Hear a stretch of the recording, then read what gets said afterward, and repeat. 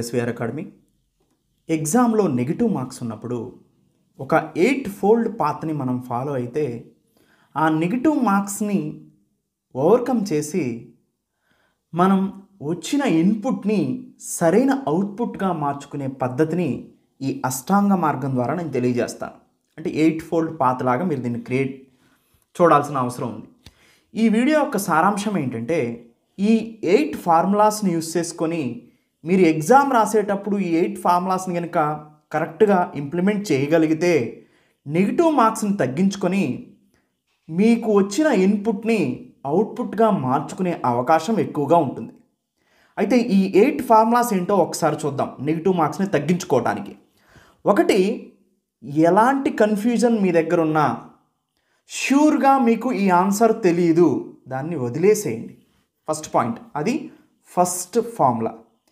అన్ష్యూర్గా ఉన్న వేటిని కూడా మీరు అటెంప్ట్ చేయొద్దు. Second point, avoid random guesses. మీరు గెస్ చేసి పెట్టాల్సిన అవసరం లేదు. నెగిటివ్ మార్క్స్ ఉన్నప్పుడు ర్యాండమ్ గెస్ అసలే చేయొద్దు. ఎందుకంటే గెస్ చేస్తే అది పాజిటివ్ అవ్వచ్చు, నెగిటివ్ కూడా అవ్వచ్చు. ఎక్కువగా 90% నెగిటివ్ అవడానికి ఎక్కువ అవకాశాలు ఉంటాయి, పాజిటివ్ అయ్యి చాలా తక్కువగా ఉంటాయి. సో అందుకనే ర్యాండమ్ గెస్ని కూడా మీరు నమ్మొద్దు, అలా ఆలోచించొద్దు. కానీ ఎగ్జామ్ రాసేటప్పుడు మనసు ఏం ఆలోచిస్తుందంటే, అమ్మో నేను పెట్టట్లేదు, చాలా వదిలేస్తున్నాను అనే మనస్తత్వంతో మీరు రాయొద్దు. అది నెగిటివ్ మార్కింగ్ కాబట్టి మీకు వచ్చినవి ముందు చేయాలనేది గుర్తుపెట్టుకోండి.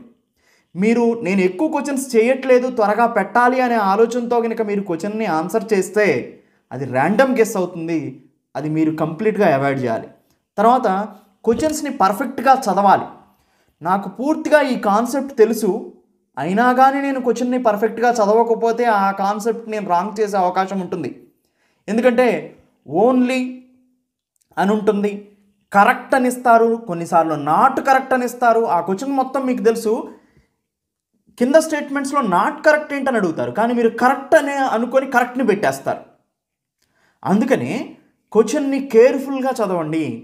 ఓన్లీ అనే టర్మ్ని, కరెక్ట్ అనే టర్మ్ ఉందా, నాట్ కరెక్ట్ అనే టర్మ్ ఉందా, ఎస్ ఆర్ నోలో ఎస్సా, నోనా, ఫాల్సా, ట్రూనా, ఇవన్నీ కూడా క్వశ్చన్ని కేర్ఫుల్గా చదవాల్సిన అవసరం ఉంది. Next, first answer the easier questions first. మీకు తెలిసి చాలా ఈజీగా అనిపించిన క్వశ్చన్స్ అన్నీ కూడా క్వశ్చన్ పేపర్ మొత్తం ఫస్ట్ రౌండ్లో చేయాలి. క్వశ్చన్ పేపర్ని కనీసం 2-3 సార్లు చేయాలి, కనీసం 2 సార్లు చేయాలి. ఫస్ట్ అటెంప్ట్లో మొత్తం వచ్చినవి చేసుకుంటూ పోవాలి. రెండో అటెంప్ట్లో మీకు దగ్గరగా తెలుసు అనుకున్న వాటిని, కొంచెం ఆలోచిస్తే వస్తున్నాయి అనుకున్న వాటిని చేసుకుంటూ పోవాలి. సో ఇలా ఉంటుందన్నమాట. అంటే ఫస్ట్ ఈజీగా ఉంది, మీకు వచ్చిన క్వశ్చన్స్ని పూర్తిగా క్వశ్చన్ పేపర్ మొత్తం చేసుకుంటూ పోవాలి. నెక్స్ట్, వీటన్నిటినీ మనకి అవగాహన రావాలి అంటే నేను 10 గ్రాండ్ టెస్టులను ప్రొవైడ్ చేశానండి. ఈ 10 గ్రాండ్ టెస్టుల్లో కూడా ప్రాక్టీస్ చేయని వాళ్ళు చాలామంది ఉంటారు ఇప్పటివరకు.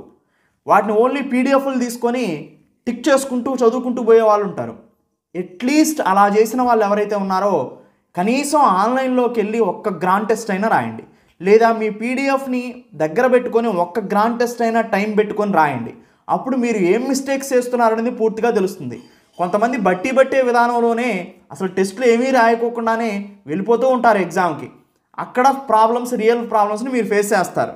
సో దాన్ని అవాయిడ్ చేయండి. ఒక్కసారి ప్రాక్టీస్ చేసినట్లయితే మార్క్ టెస్ట్ని కనీసం 10 టెస్టులు చేయకపోయినా మీరు 1-2 టెస్టులు అయినా చేసుకొని వెళ్ళండి. ఇప్పటి వరకు చేసిన వాళ్ళు 10 చేసుంటే ఎస్విఆర్ అకాడమీ ప్రొవైడ్ చేసినవి మీకు చాలా హెల్ప్ఫుల్. అవి ఓన్లీ సబ్జెక్ట్ లెర్నింగే కాదండి, ఈవెన్ మీరు ఎలా ఆలోచిస్తున్నారు, ఆ క్వశ్చన్ని ఎలా అర్థం చేసుకుంటున్నారు, ఎంత అండర్స్టాండింగ్ క్యాపబిలిటీస్ ఉన్నాయి కూడా మోస్ట్ ఇంపార్టెంట్. అది మీరు ఏ తప్పు చేస్తున్నారో తెలుస్తుంది మార్క్ టెస్టులు రాసినప్పుడు. సో రివిజన్ వచ్చినప్పుడు, నెగిటివ్ మార్కింగ్ ఉన్నప్పుడు డ్యామ్ షూర్ కాని క్వశ్చన్స్ ఏవైతే ఉన్నాయో, అన్ష్యూర్ కాని క్వశ్చన్స్ ఏవైతే ఉన్నాయో వాటిని రివిజన్ చేయటం వల్ల మీరు ఎక్కువ క్వశ్చన్స్ చేయడానికి అవకాశం ఉంటుంది.